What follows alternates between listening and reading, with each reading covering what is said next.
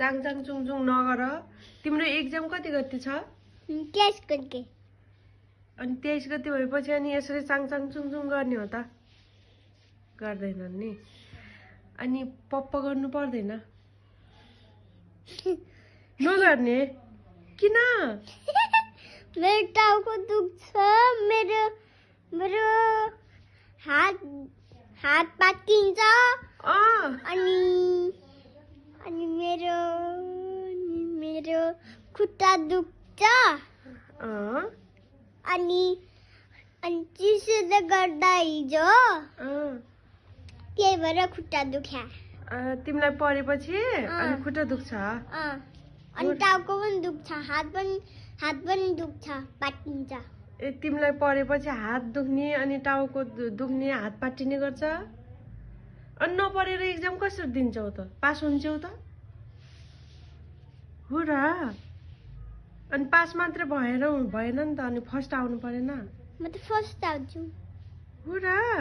नपरेर फर्स्ट आइन्छन्? नपरेर फर्स्ट आउँछन्? परेर फर्स्ट आउँछन्। अनि किन नपर्ने भने त? अनि के हुन्छ अरे तिमीलाई पढ्दाखेरि?